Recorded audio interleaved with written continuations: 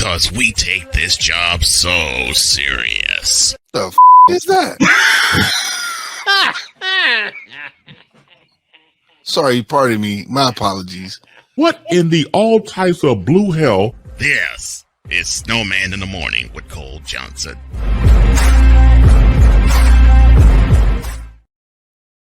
This has been a fun Friday, folks. It's been a fantastic, fabulous, fun Friday.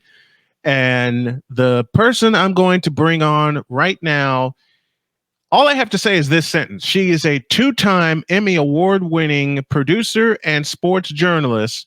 She's the co-host of the Blonde Blitz with Nikki Giss, and I'm going to get Nikki on this program one way or another. She's an on-camera reporter for the LA Football Network, covering the Superchargers and the NFL alumni, Southern Cal chapter. Oh, man. She writes for a nonprofit news organization called the Skyboat. She has held media credentials for Super Bowls 55, 57, and 58. Now I'm jealous because I had planned to get to the Super Bowl this past year, but my health got in the way. The Combine in Indianapolis, again, had to deal with health issues. Why don't I just bring her on right now? Please help me welcome Deb Whitcas. And she joins me right now this morning from Los Angeles. How are you, my dear? I'm good. How are you? I'm great. Fun to have. It's fun to have you on. It's great to have you on. Thank you. But I'm jealous. Don't be jealous. We will get you there. We will get you there. Your health.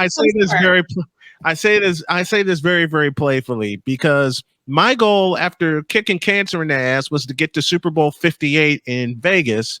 Mm-hmm. But then neuropathy got in the way, and I wound up losing my right big toe, so I'm not allowed to travel yet.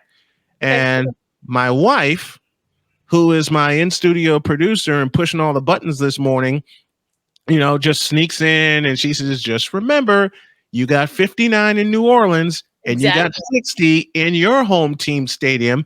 And anybody who knows me knows that since 1981, this has been my team, courtesy of Joe Montana, the San Francisco 49ers. Yes. She is completely correct. There's a Super Bowl every year. You will get there next year and the year after and the year after. Your health is the most important thing, and that's what you need to concentrate on. Mm-hmm.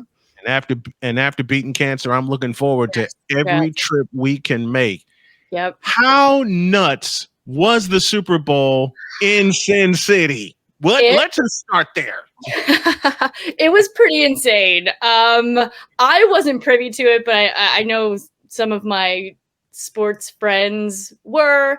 There was a lot of cocktails at some of those meetings. I heard. I didn't personally do that or see it, but I heard about it. It was a really good time. This is probably my 5th Super Bowl that I've attended, and my 3rd that I've covered. So yeah, it was wild. Allegiant Stadium is just an amazing stadium, first of all, and then it's already Vegas is obviously already a crazy place to be, and then you had all of these people coming for Super Bowl, and the energy was electric, and it was just a great time. I mean, parties everywhere, VIP. Flashing lights, which you already have in Vegas, but it was even more so. It was a great time. It was funny actually because I Googled. We were driving everywhere, me and my colleagues, and I had Nikki was in the back seat, and our assistant Allie, who's our social media coordinator. She's amazing. Shouldn't say assistant, social media coordinator. She's amazing. Them in the backseat. My friend Richard, another colleague who is also, he's an executive producer and is a sports journalist as well, in the front. When we were just driving all over Vegas, and Google mapped us, and it popped up last week, and this is one day we went from here to here to there to here there to here. So we just did it all with the media availability, all the parties. Just networking even. And then, we do, you just pack it. It's nonstop. You don't sleep. You get like Did y'all get a chance to do Radio Row? We did. Yep. Radio Row was great. Always is. I mean, the energy in there is great as well. And you run into so many of your colleagues that you've either worked with in the past or, just in general from social media. It was actually funny because my friend Courtney, we're both from New Jersey. And his, he was also doing Radio Row, and we literally saw each other and we like ran to each other because we hadn't met each other, but we'd done so many shows together. We're like, Courtney, he's like, Deb. And then his wife was amazing as well. So it is absolutely my favorite week every year. And I go into a bit of a depression after. I'm going to be completely honest. I do. It's just such a great time, and it's like obviously all about football, and yeah, I mean, you're busy, you're tired, you're exhausted, you're like, I can't write another word, I can't do another on-camera stand-up, I don't know what else to ask these players after you have a media availability for 5 days. And you're like this with the microphone, they're like, hey, you again? Like, it's a lot, but it's a lot of fun. So yeah, we will see you there next year. I did a live stream call of Super Bowl 58. I'm in here, my wife was in the other room, and we always have this, when I do my alternative play-by-play, we always have this contest of which feed is ahead of the other.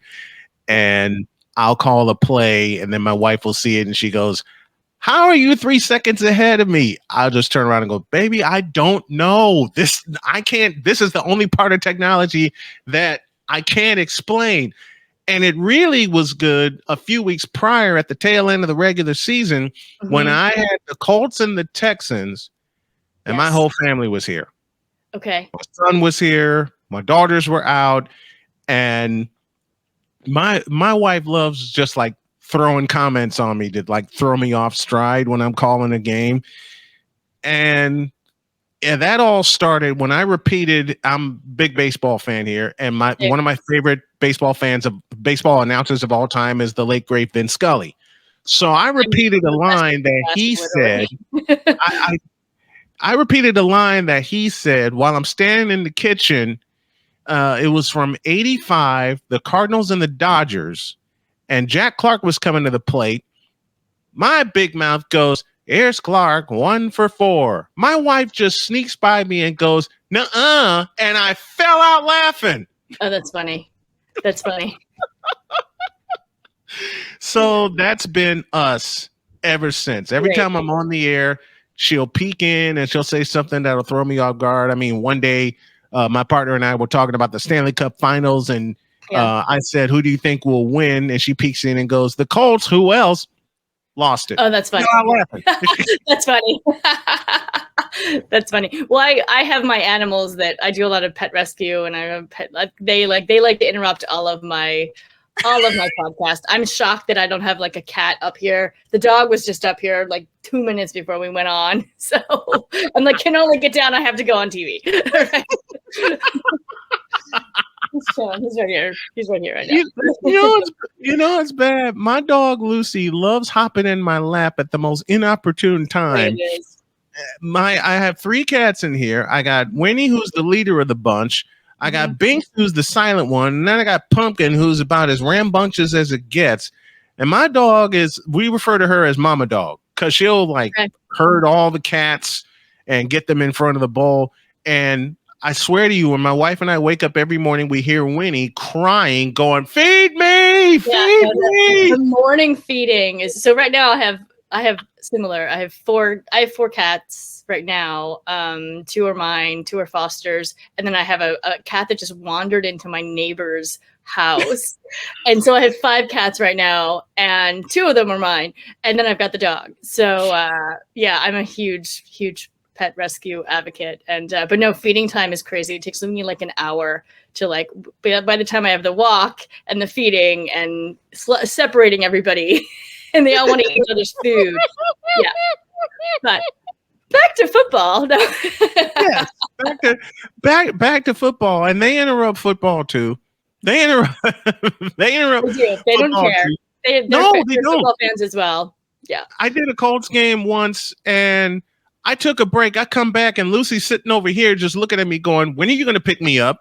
So I picked her up, and I had her in my lap for the entire second half, and she got into it. How'd you get into covering football? You know what? I have always just been a huge fan. So I grew up in sports. My dad played for the Miners, for the Philadelphia Phillies, and I basically grew up in a stadium. And I feel like there isn't a better feeling than being in a stadium. I honestly grew up a huge Eagles fan, and it's funny because I love baseball as well, but football is like just my heart. I can't explain it. And I've always been a fan. To be honest, the Eagles Patriots Super Bowl, the Eagles won, kind of changed my life. That was my very first Super Bowl. I was there as a fan, and it was just an amazing experience.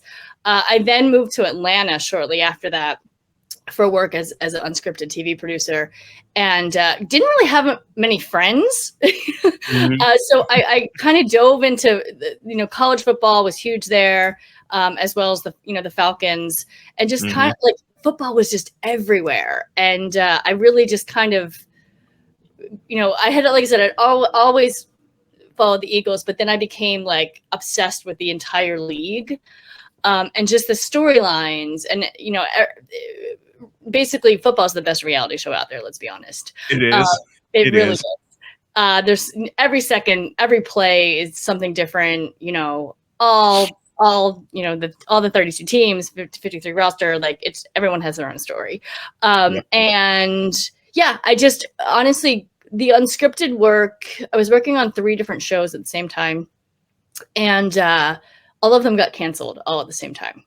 Ouch. Yeah, and I was like, okay, like what else can I do? Like what else can I do? And I just thought sports. Like I grew up in it. I played softball myself. My dad, like I said, played minors for MLB. He was a professional bowler. Like I love sports. And so I was like, and I know it. Like I know the X's and O's. I also come from a lifestyle kind of unscripted world. And I call myself the reporter who gets the story in between the X's and O's, because I know my X's and O's, but I also like to hear about like these athletes' passions and their family and what they do for their charity work. Like I think that's really important because these guys are really human. And I actually in Atlanta too, I had met a bunch of the guys who played. It was just surrounding me. Like I can't even explain it. And I was like, why don't I do this for a living? Why don't I try? Like maybe if not, I go back to unscripted, So yeah, that was 4 years ago. And like I said, I just finished covering my 3rd Super Bowl. So that's kind of the story. And I mean, I'm still not where I want to be, still not Erin Andrews quite yet, but I will get there. So. Not yet. You'll be Erin Andrews, and I'll be in the booth calling the game, and I'll send it down to you for a sideline report, which is something my wife cheers me on about every day, because she's been in the booth with me when I covered high school football, and I know I'm going to wind up telling this story later because I always brag on my wife. But when we were doing Michigan City football a few years, 2018, there was one game where I asked her to be my statistician because my other statistician couldn't make it. So she said, okay, show me what to do. And she's always my in-booth producer. And I showed her the chart and how to chart everything. Yep. And I rattled off a stat where she had stopped taking it. A young man named Lyric McFerrin, one of my favorite running backs I've watched in high school football in all the years I've covered it. I rattled off a stat that he had 19 carries for 229 yards and 4 touchdowns.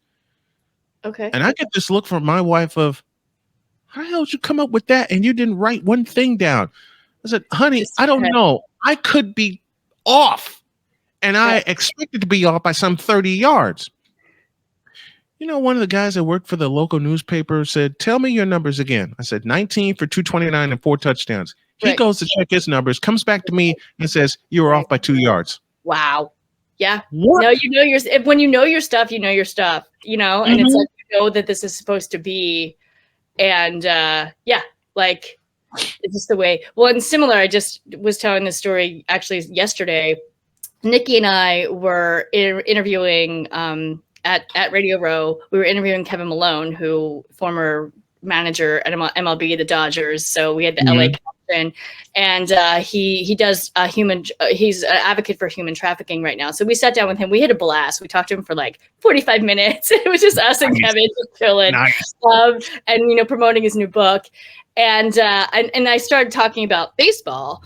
And we're at Super Bowl talking about baseball, which is fine. But and I looked to my right, and I was talking about my father. You know what I mean? And I looked to my right, and there's a man standing there in an old school like 80s maroon Phillies hat, watching our interview. And I literally, the look on my face, I was like you just know things are meant to be. You're like, this is what I'm supposed to be at this exact time. You just have to have faith in that, and you have to have faith in the fact that you know what you're doing, and that's just the way it is, So no, you knew what you were doing. You know what you knew what you were saying, and that was you were meant to be in that space at that time.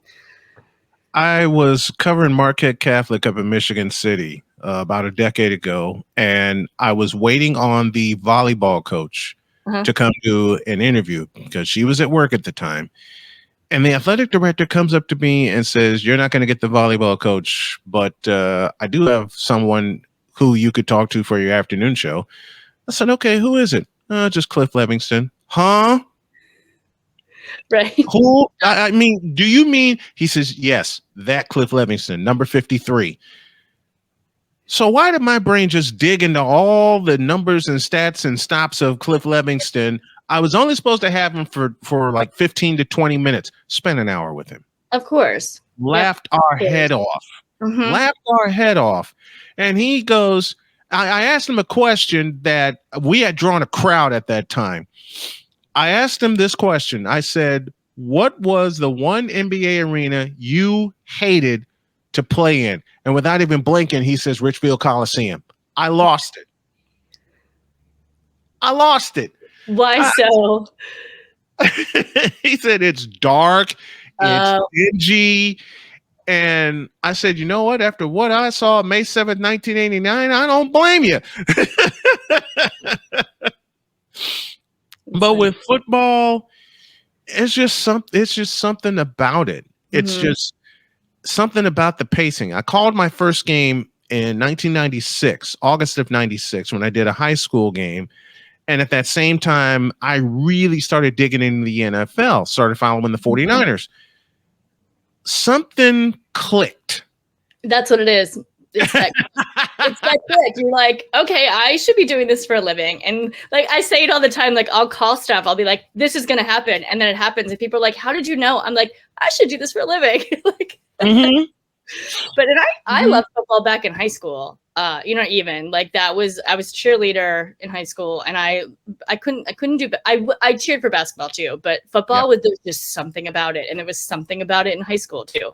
It's just the way it is. And baseball will always be my first love. I will go to a baseball game anytime. But I used to, even when I was working in Unscripted, I was working at actually where the Netflix is now in LA, and there was a high school across the street. I used to finish work and go to the high school games, go to the football games across the street, just to sit there and watch football live and be a part of that energy. And then I would go home. But yeah, I knew no one playing. I didn't know anybody who went to that high school. I just pretended I was part of the crowd just so I could sit there and watch football live.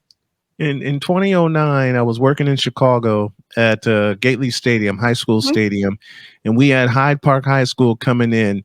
Now, they were known as the Thunderbird after a name change, and the kids were coming in, and it was pouring rain. The kids were coming in, and I said, I'm going to give them a present. And one of the administrators came up to me and said, "This is our homecoming, and these are our announcements for homecoming." I said, "You know what? I got an announcement of my own." And the administrator gave me an evil smile and said, "What are you up to?" And as the fans were filing in, I said, attention Hyde Park fans. For today and today only, we are going by your original nickname, which is the Hyde Park Indians." And that's how I will do public address for the game, for the entire game. The kids ran out, got some paint, and painted their faces and came back in. There was one kid that made up a headdress and came in, and they were playing I was playing the war. I was playing the war chant from Florida State and everything, and the kids were into it, man. That's awesome. That's cool. Yeah, there's just something about sports that brings people together too. Mm-hmm. You know, it's like it's family, and I think that they probably had something to do with that too. That's why we do this. Your baseball team is the Philadelphia Phillies. Correct. Who's your favorite? Who are your 3 favorite Phillies of all time? Mike Schmidt, Pete Rose, Darren Dalton. Dutch. Going Darren Dalton. Dutch Darren Dalton. Those would be my favorites from Philadelphia, but there's a pitcher that I absolutely loved watching. His name was Steve Carlton, lefty. Mm-hmm. Yep. And when lefty went up against Nolan Ryan, my dad and I were glued to the television. Mm-hmm. I mean, Phillies have had some great pitchers, but yeah, they have. My team is the White Sox because I'm a Southsider from Chicago. Mm-hmm. And if I got to pick a favorite White Sox player of all time, it would be Frank Thomas. Okay. From the time I saw him come into the majors, and his first hit, oddly enough, just happened to be a triple against the Milwaukee Brewers at Old County Stadium, where the Packers called home for many years for 8 games out. 8 games out of the year, you would see, if anybody watched the old school CBS, old school NFL on CBS, when you would see the Packers play at County Stadium, you'd see both teams on the same sideline, and that was because of the baseball configuration at County Stadium. Yeah. I didn't catch it until one day when I was away at college. Mm-hmm. Someone said, "Why are both teams on the same sideline?" What? Yeah. And I looked closely, and they were on the same sideline. I'm like, oh, they're at County Stadium now. Yeah, I mean, the Phillies and the Eagles used to play at the Vet, which actually today it's 20 years that the Vet they imploded the Vet. Yep. It's been all over my social media feeds. I was there. I watched it go down, but yeah. I mean, did you attend any games? Did you attend any games at the Vet? Oh, all like enough. Yeah, I just showed my age, but it's okay. Like a lot, yeah. I mean, you mentioned Park is great too, but you mentioned football. You mentioned football being all about storylines and a reality show every week, where you would have your favorite stories. And if I got to pick one from a couple of years with my team, it's got to be Brock Purdy. Yeah, absolutely. Cinderella story. Yep. And he took the 49ers. Every accolade that he gets. He's way more than a game manager, and he's a nice guy too. Every single answer that he had at Super Bowl II, because we got to interview him, he started everything with God. You know what I mean? He's a very, very religious person, which is great. So, how much fun was it to interview Brock Purdy? Amazing. I mean, it was great. You know. I hope to get that chance I hope that if I don't get that chance in New Orleans because they don't make it, I hope to get that chance in Santa Clara, because my goal is to get to every Super Bowl beginning next year. But I did actually. I saw a bracket that someone had San Francisco winning next season. Mm-hmm. So I saw. I watched Brock Purdy develop, and I knew him from watching him at Iowa State. And I said, whoever picks him up, they're going to get a diamond. They're going to get a diamond in the rough. Yep. And the day that he was drafted as Mr. Irrelevant by the 49ers, all of my friends called me and said, "Who the hell is Brock Purdy?" I said, "Watch what happens." I don't know why I said that. I don't know what possessed me to say that. I don't know why I kept thinking Purdy's going to turn into Montana or Young, but wouldn't you know it? He brought them to within 3 seconds of a Super Bowl title. And I'll say it plain. What pisses me off is that they still want to blame him for what happened. Patrick Mahomes is Patrick Mahomes. End of story. Yeah. They still want to blame Kyle Shanahan, and they still want to blame Brock Purdy when you're in the Super Bowl. Whichever teams make the best plays, make the best plays. Yeah, absolutely. Mahomes. Also, too, though, 49ers should have been a little bit more hyped to the overtime rules. Right. Just, right. there was a little bit of that. miscommunication there. But it also didn't. I'm not completely convinced it lost the game for them because you're playing against Mahomes. He's known for, winning it in the last couple seconds. And look what happened. It's Patrick Mahomes. You can never count him out. Ever. Nope. Until Never. It was like Tom Brady, even with the Super Bowl with the Eagles. I was there and watching that Hail Mary fly through the air to Gronk, and literally with my own eyes watched it drop. And it was in the end zone for sure. It dropped in the end zone, and I waited for a flag. There was no flag, and I just looked at one of my best friends, and I was like, "Did we just win?" Because Eagles never we don't win. This doesn't happen. So yeah, it's just similar. In this case, it worked. So, did you cry when your Eagles won it? I did. I did. Wait, hold on. Let me try to find this picture because we could keep talking as I would have had it up if I would have known we were talking. Because every Super Bowl my 49ers have won, I sat and cried. And when we came back against the Detroit Lions and won the NFC Championship, I rolled around this house because I'm temporarily in a wheelchair right now. I rolled around this house and screamed my head off. I was so happy when my Niners won. I got my 49er dad hat, as my wife calls it, out of the closet, and I put it on, and I was screaming around the house. My wife was just laughing, and she comes back from taking my daughter to work because she works nights. She comes back from taking my daughter to work. I'm finally passed out, and she comes back in and she says, "Are you excited that your team won?" I'm like, "Baby, I am exhausted from that game." Are you ready? I'll show you. Here's me and my friend. I love it.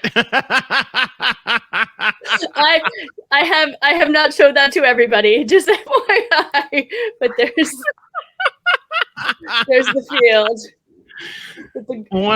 I gotta confess, one of my favorite play-by-play announcers is Merrill Reese. He's amazing. I actually know his son. The Philadelphia Eagles, and to hear him do that game, because I listened to it. I listened to Merrill Reese. I listened to the Eagles feed. I thought he was going to burst into tears. Yep. For the long wait to be over. Yep. For the Eagles to win the Super Bowl by besting Tom Brady, who set a record in that game, 505 yards. He did. 505 passing yards. It was a good game. It was a hell of a game. Yeah. Just like this past year in Vegas, when you have two quarterbacks, Patrick Mahomes and Brock Purdy, who are going to do it again. Absolutely. For a few years. They're going to meet again.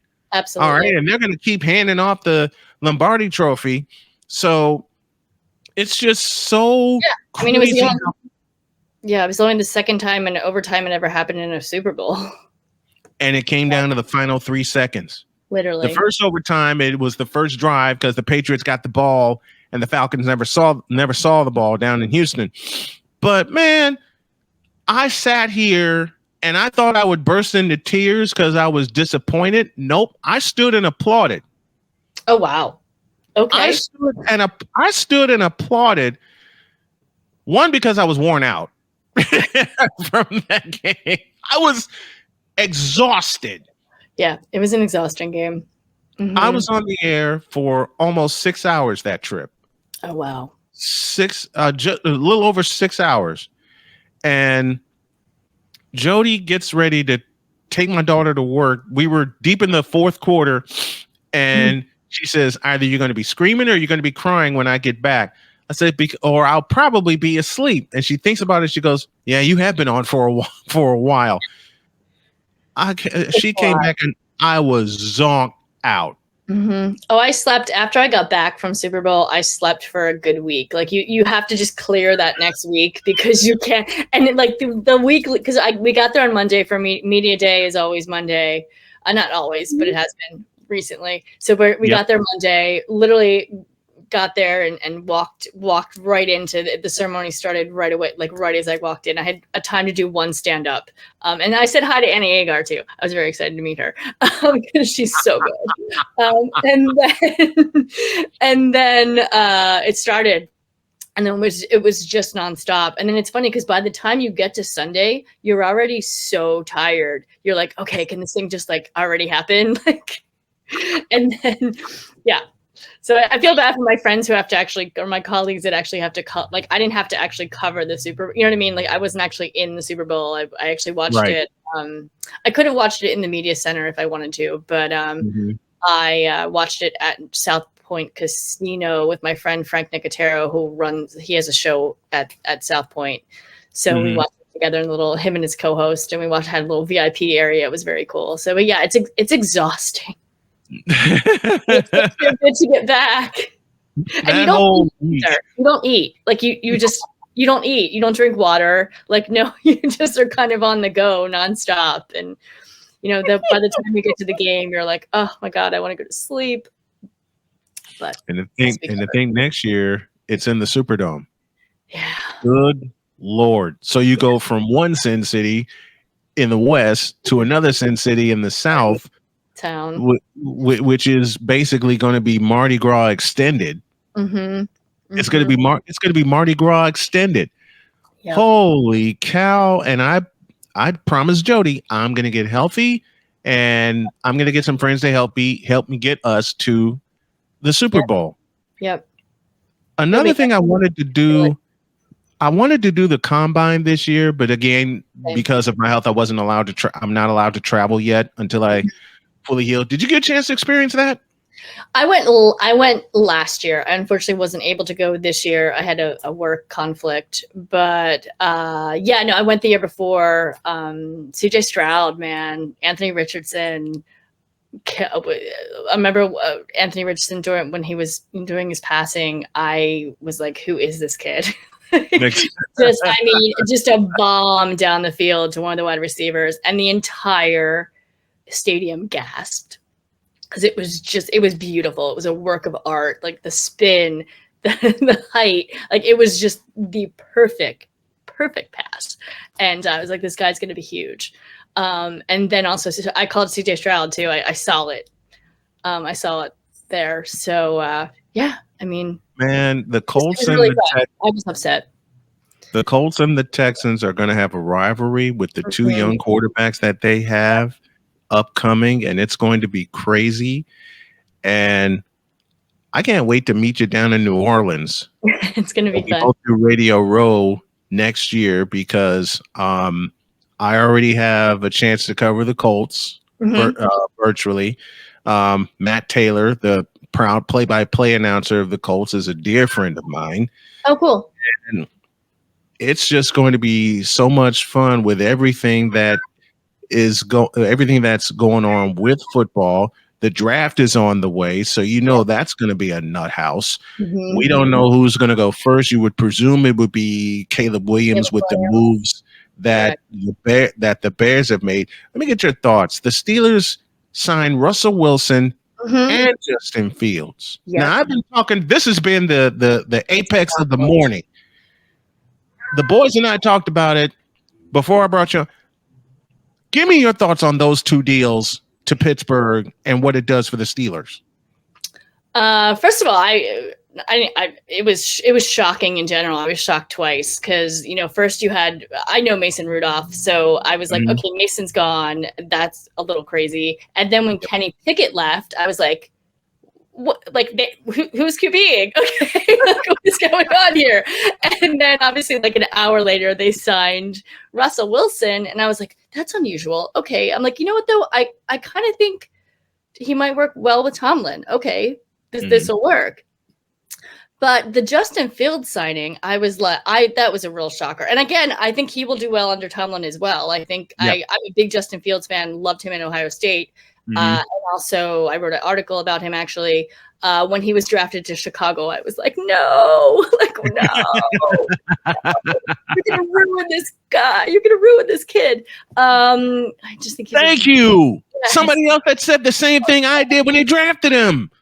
Poor. I was like, no, this isn't happening. Was excited when they got DJ Moore though. When DJ Moore came over to the Panthers or came over from the Panthers to Chicago, I was like, okay, there's some hope here. Yeah. And Justin had flashes of good playing. You know, I think he's a better quarterback. I think he just didn't have the weapons and didn't have the right coaching. Right. I think he might have been like thrown in the mix too much. But it's going to be interesting with Russell Wilson. I actually read something this morning that they're saying if Russell Wilson doesn't do well in training camp, he's getting cut, and Justin Fields will be the starter. But I also don't think Russell Wilson signed a 1-year deal. I don't think it's bad for Justin to back up Russell, a veteran, learn from him.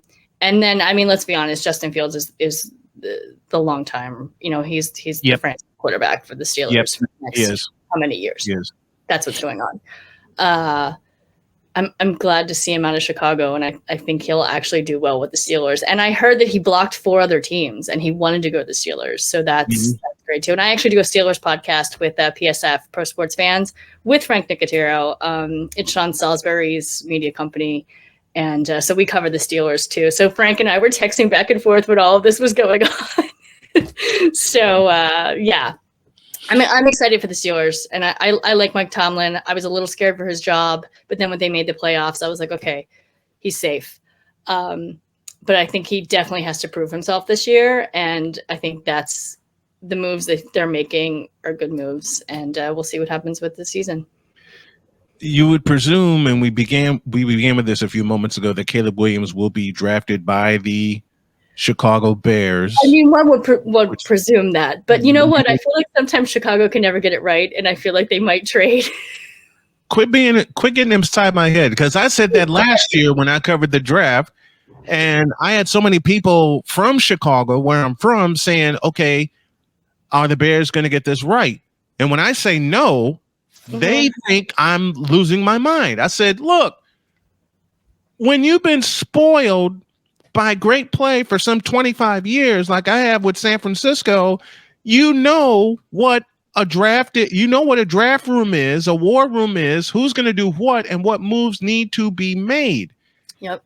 And the first thing that the Bears did not do, that they did a couple of years too late, if you want to be completely honest, was get a bell cow running back. They let David Montgomery walk to Detroit, and they came within a half of going to the Super Bowl. And then you get DeAndre Swift, who was misused in Philadelphia. Yeah, I'm upset that he's gone, to be honest. I texted all of my friends. I was like, what are we doing? And then we got Barkley. I'm like, okay, now I'm happy again. I wasn't crying because we got Barkley. But yes. I thought DeAndre Swift would be you guys' bell cow running back for a few years. Agree with you there too. I'm mad. I'm upset. I was very upset that we lost. I think he's great, but also too, our offense now, the Eagles' offense between Hurts, Brown, Barkley, Goddard, Smith. It's going to be a powerhouse. And I love Dallas Goddard. I saw him play at South Dakota State and fell in love with him there. Yep. Along with Jake Wieneke, who went to the CFL and he's now with the Montreal Alouettes. But I knew about those two at South Dakota State. And the one play that got me about Dallas Goddard in college was the quarterback threw a pass up to him and there was nobody there. And all of a sudden you see this hand come out of nowhere, snatch it with one hand, pull it in and bring it down. The play-by-play guy, who's a good friend of mine, went nuts. The crowd went crazy. And I immediately texted my friends and messaged my friends. I said, there is a diamond in the rough at South Dakota State that you need to watch for, and his name is Dallas Goddard. Immediately, a few of my friends came to me and they said, how do you know about him? I said, I don't know why I get into small college football, but I do. That's great. The NFL players come from somewhere. Yep. That's where they come from. And Dallas Goddard's a great example. Hell, Brock Purdy's a great example. 4-year starter at Iowa State, and no one still knew who he was, basically until this past year when he started 16 games and set a team record. So with the draft on the way, this is supposed to be, and I capitalize the words supposed to be a deep quarterback class. McCarthy. And after being spoiled, and I will repeat this as long as I'm alive, after being spoiled for years with consistent quarterback play, I hate to say this, and this may be me nitpicking, but I don't see it. Am I missing something? Oh, the closest. Yeah, the closest for me would be Jaden Daniels. Yep. I don't see it with any of the other quarterbacks that are due to get drafted. Am I missing something? Am I wrong? I don't think so. I mean, everyone's so hyped on Caleb. Like, but you're barely even hearing about the other ones at this point. I mean, maybe JJ, but I mean, JJ's not going to make, the top 3. You know what I mean? He'll be later round, but yeah, I mean, I guess Caleb is really the only one that would be an extraordinary quarterback, I feel like. Right. And he was underwhelming on his pro day from what I'm hearing. Yeah. And he didn't, and this happened, and this made me mad last year because I was there. Yep. Bryce Young didn't do anything. He did nothing. He didn't do his medical. He didn't do any of the skills. And then this year, Caleb Williams, same thing. I'm like, God, and I understand they wanted to perform at pro day, but guys, kind of get over yourselves here. And look what happened with Bryce Young, and with the Panthers. I mean, could you get any worse? All that hype is going number 1, and then and CJ Stroud wound up being the quarterback that stole everybody's heart, mine included, because I wasn't sure about CJ. I wasn't sure about CJ, and then he stepped on the field and made a liar out of me, and I'm happy he did, because now I got my eye on him coming into this season. Can he improve? Can he get better? And I think he can. I agree. But I am not sold on Caleb Williams. I think his best days were at Oklahoma and not Southern California. And there's one game I can point to illustrate my point about Caleb Williams, and that is the game against Utah.